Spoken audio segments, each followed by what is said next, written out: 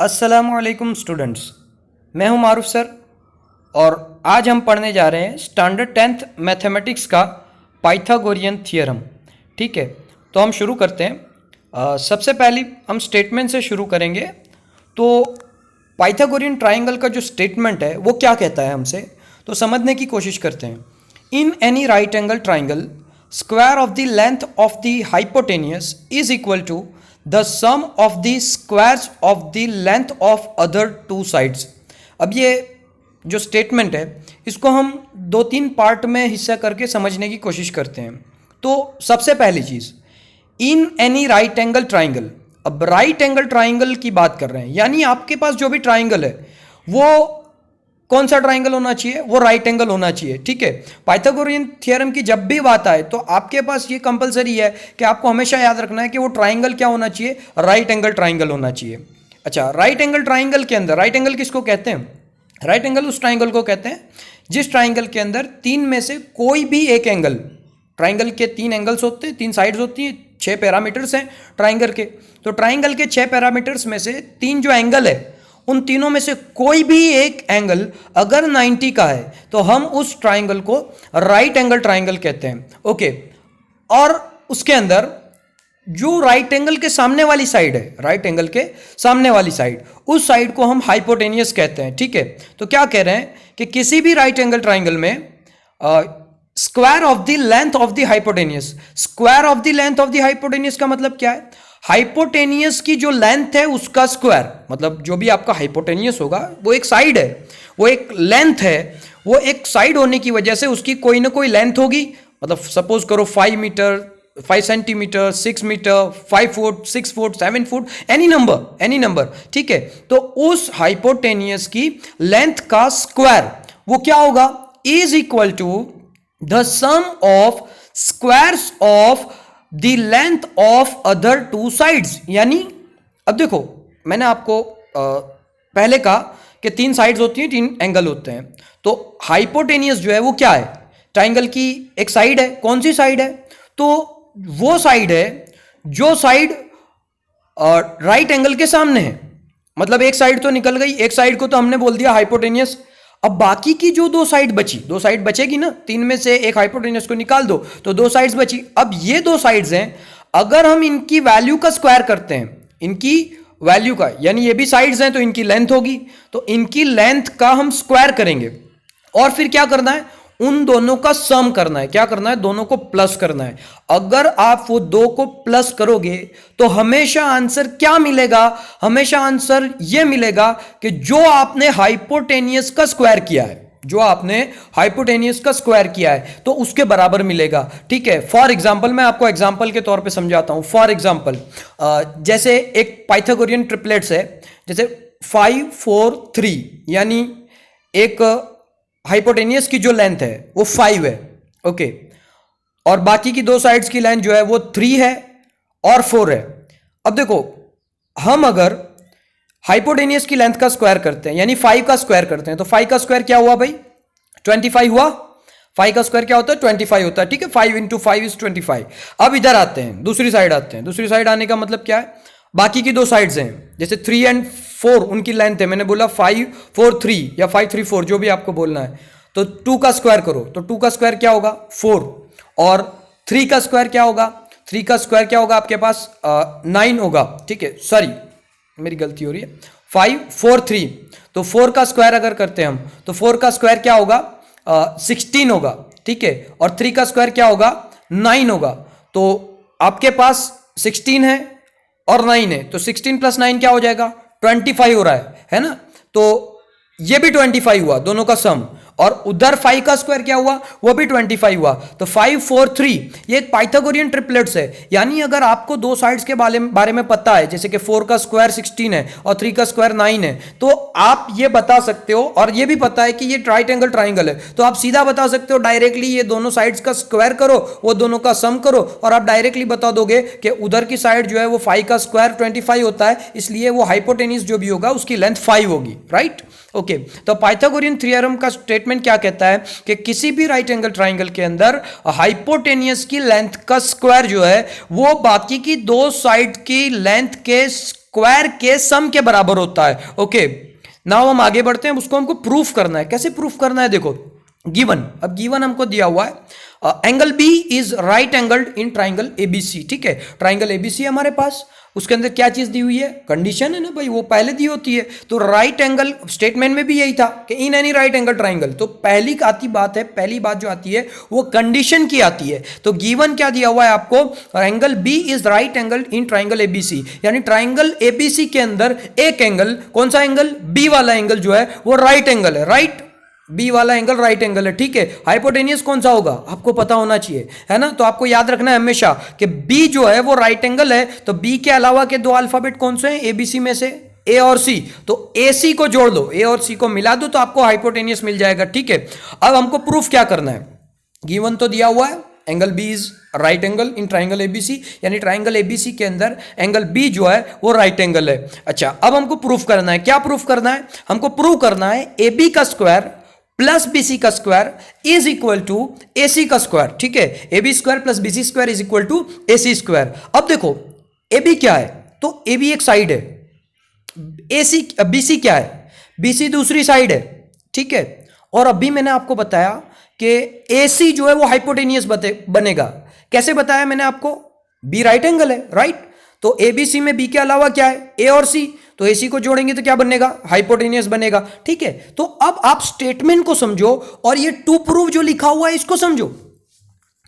असल में ये गिवन और टू प्रूव जो है ये स्टेटमेंट ही है, इसका रिप्रेजेंटेशन मैथमेटिकल है, वर्ड्स में बात नहीं है। स्टेटमेंट में जो है वो वर्ड्स में बात है, और यहां पे गिवन और टू प्रूव ये वर्ड्स में बात नहीं है बल्कि मैथमेटिकल लैंग्वेज में बात है। ठीक है, अब देखो ध्यान से स्टेटमेंट को देखते हैं वापस। देखो, इन एनी राइट एंगल ट्राइंगल, यानी किसी भी राइट एंगल ट्राइंगल में। ठीक है, तो गिवन में क्या दिया हुआ है? वही तो दिया हुआ है कि भाई एक ट्राइंगल एबीसी है और एंगल बी क्या है?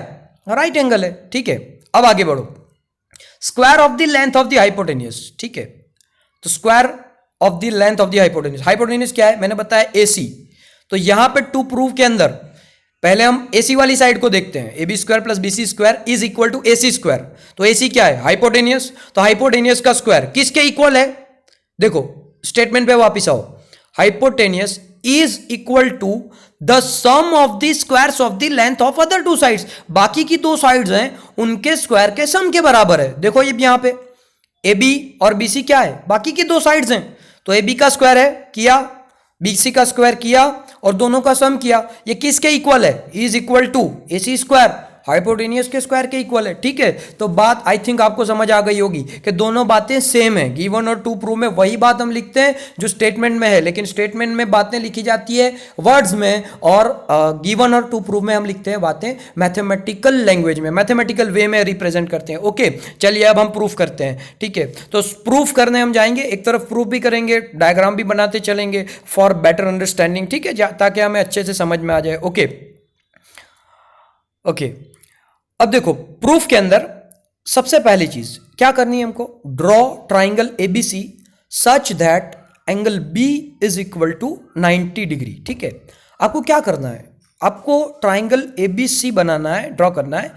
ऐसा ट्राइंगल एबीसी बनाना है जिसके अंदर एंगल बी जो है वो 90 का हो। ठीक है, तो डायग्राम के अंदर हम ड्रॉ कर लेते हैं। जैसे आपको दिख रहा है, देखो ए बी सी और बी के ऊपर आपको स्क्वायर जैसा सिंबल दिख रहा है। वो सिंबल क्या बताता है? वो सिंबल ये बताता है कि एंगल जो है वो 90 डिग्री का है। अच्छा, ये ज़रूरी नहीं है कि आप ट्राइंगल को इसी शेप में बताओ। जैसे इस शेप का मतलब क्या है मेरे हिसाब से? मेरा कहने का मतलब ये है कि एसी नीचे ले डाउन है, मतलब एसी हॉरिजॉन्टल है, नीचे सुलाया हुआ है हमने एसी को। ऐसा ज़रूरी नहीं है, आप बीसी को भी नीचे सुला सकते हो और उस तरीके से भी ट्राइंगल ड्रॉ कर सकते हो जैसे आप बचपन में करते आए हैं। ठीक है, ओके, तो ये हमने किया, ट्राइंगल एबीसी बनाया। Draw triangle ABC such that, कैसा ट्राइंगल एबीसी बनाया? ऐसा ट्राइंगल एबीसी बनाया जिसके अंदर एंगल बी जो है वो 90 डिग्री का है। Okay, now we move ahead. अब हम आगे बढ़ते हैं। ठीक है, क्या कह रहे हैं? Let draw altitude B D on base AC. क्या करना है हमको? ड्रॉ करना है। क्या ड्रॉ करना है? अल्टीट्यूड। अल्टीट्यूड पता होना चाहिए आपको। अल्टीट्यूड किसको कहते हैं? अल्टीट्यूड वो सेगमेंट है जो किसी ट्राइंगल की किसी भी वर्टाइसिस से निकलकर किसी साइड पे जाता है और साइड के साथ 90 का एंगल बनाता है। ओके, अब देखते हैं हमको कैसे अल्टीट्यूड बन रहा है। तो अल्टीट्यूड को बनाना है किस पे, बेस एसी पे। तो एसी क्या है, बेस है, यानी एसी नीचे सुलाया हुआ है हमने ट्राइंगल के अंदर। अब बी में से निकल के देखो लाइन आएगी, सेगमेंट आया। ओके, अब ये यही चीज को पहले मैथमेटिकल लैंग्वेज में हमने लिखा हुआ है बीडी, उसके बाद जो आपको रिवर्स टी का सिंबल दिख रहा है उसको हम बोलते हैं perpendicular, BD perpendicular segment AC, यानी सेगमेंट बी डी हमको बनाना है, ऐसा बनाना है जो सेगमेंट एसी से परपेंडिकुलर हो। दिख रहा है डायग्राम में, बन गया, ध्यान से देखो। ओके, अगेन मैं आपको बता रहा हूं,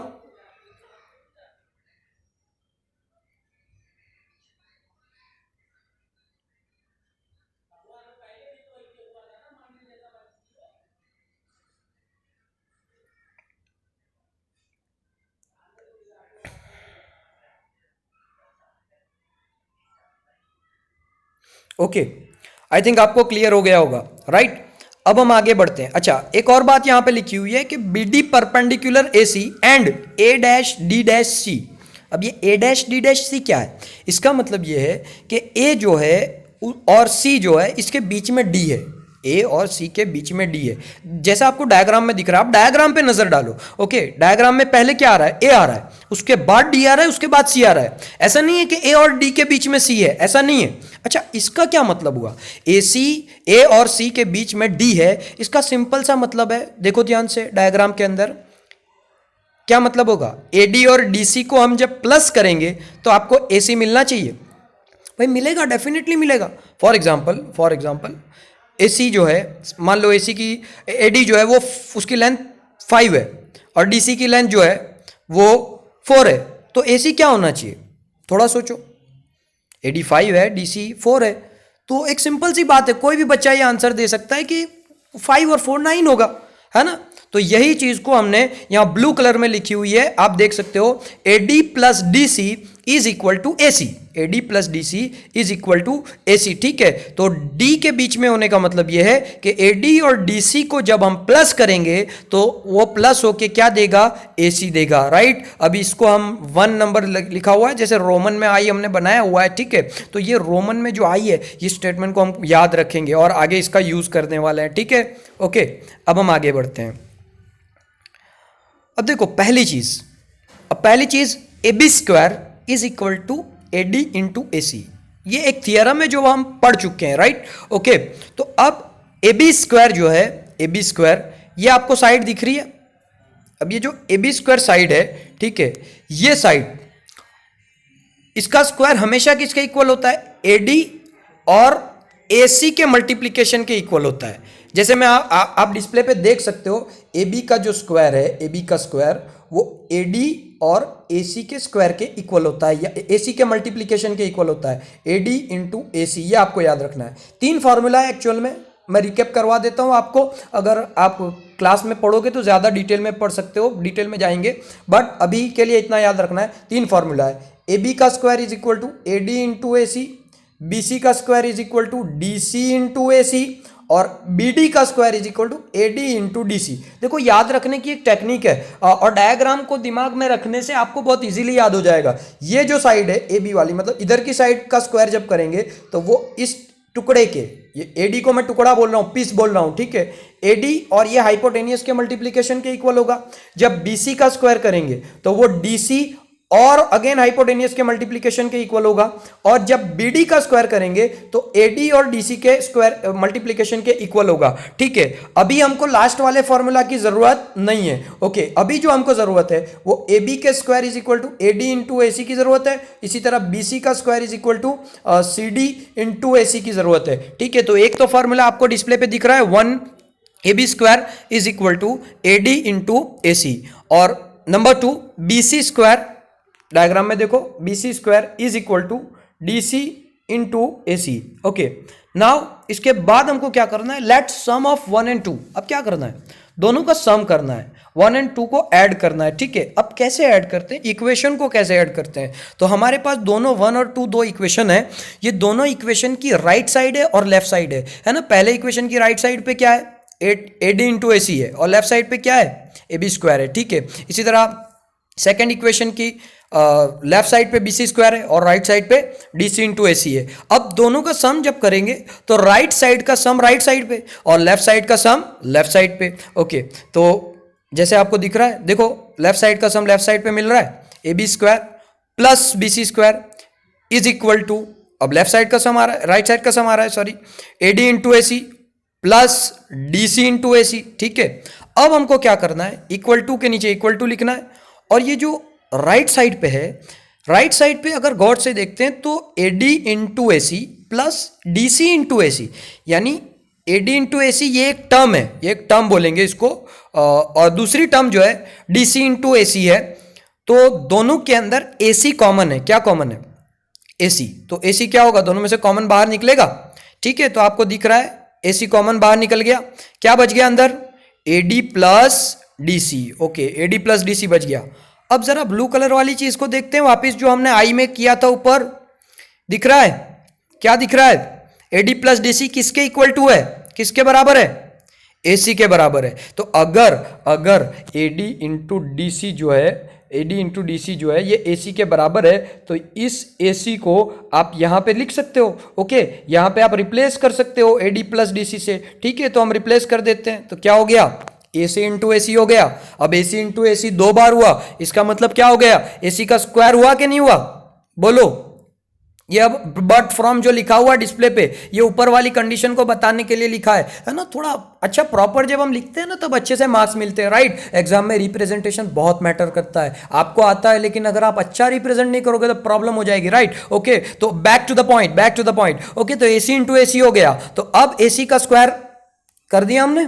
ओके, अब ये AC का स्क्वायर हो गया, तो ये AC का स्क्वायर किसके इक्वल हो गया, देखो लेफ्ट साइड पे क्या था, AB square plus BC square, right side पे क्या आ गया, AC स्क्वायर। यानी AB क्या थी, AB साइड थी, एक साइड थी, BC क्या थी, दूसरी साइड थी। दिख रहा है ट्राइंगल में, AB क्या है, एक साइड है, BC क्या है, दूसरी साइड है। ओके,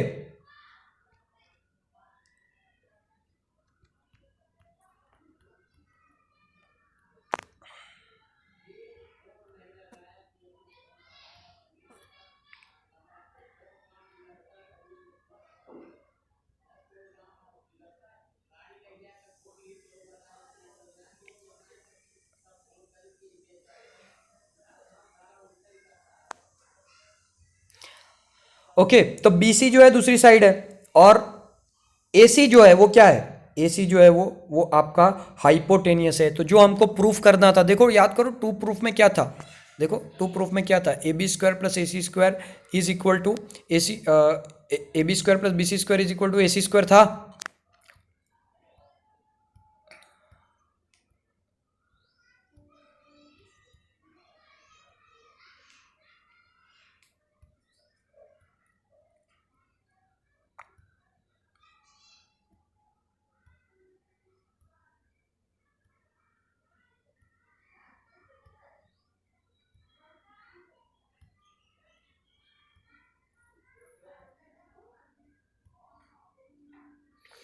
ओके, तो AB square plus BC square is equal to AC square था। ठीक है, तो ये हमारे पास यहाँ पे प्रूफ हो गया है। ओके, तो हम ऐसा लिख सकते हैं, हेंस, है ना, we have proved AB square plus BC square is equal to AC square.